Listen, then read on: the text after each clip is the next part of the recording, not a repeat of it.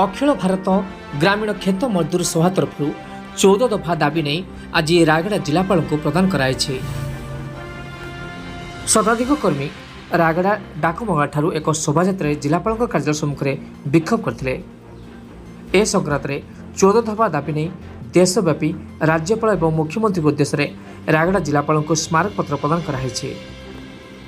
खेत मूलिया मानकु मनरेगा श्रमिक मानकु वर्षकु 200 दिन काम एवं दैनिक 600 टंका मजूरी, रेशन कार्डधारी मानकु 50 केजी चाउल, प्रधानमंत्री आवास योजना 5 लाख टंका प्रदान करने सहित दलित एवं गरीब परिवार को मागणा जल एवं 300 यूनिट पर्यंत विद्युत जोगाइवाई संघ पक्ष दाबी कराई।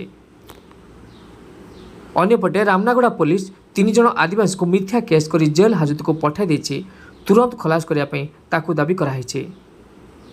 सेहीपरि आंध्र प्रदेश जमीदार बेआईन भावे जमी रेजिस्टर बातिल करने, ग्रामीण खेत मूलिया मानकु शिक्षा एवं स्वास्थ्यर अधिकार जोगाई देवा, समस्त अवसरप्राप्त श्रमिक वृद्ध भिन्नक्षम को मासिक 5000 टंका भत्ता जोगाई देवाई दाबी कराई।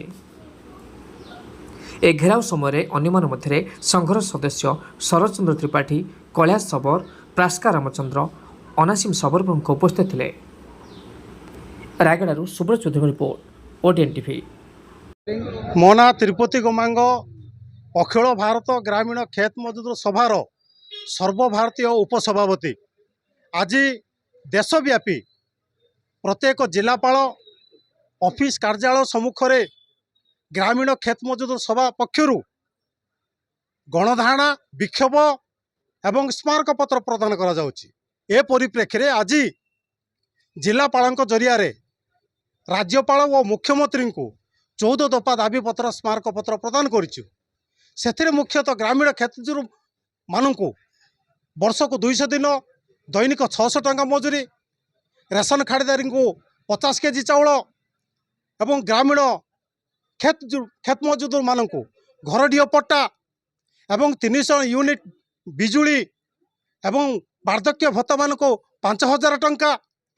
अन्य पक्षरे आदिवासी लोक रामनागुड़ार गोविंद पातिका समेत 3 जन को रामनागुड़ा पुलिस मिथ्या केस करी गिरफ करछि, खलास करने दाबी उपरे आज आम जिलापाल कार्यालय सम्मुख में आम धारणा देइछु एवं आम दाबी करुछु आदिवासी मानक ऊपर मिथ्या केस बंद करा जाओ एवं गिरफ्तारी बंद करा जाओ।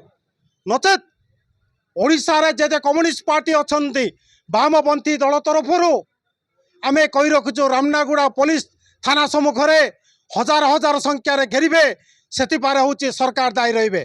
तेणु आज आम सूचई दौचु गणतांत्रिक आंदोलन रे आमर 14 दफा दाबी ग्रहण करंतु एवं आम दाबी सरकार मानंतु, नचेत आगामी दिन में बड़धरण आंदोलन हम से सरकार दायी रहिबे।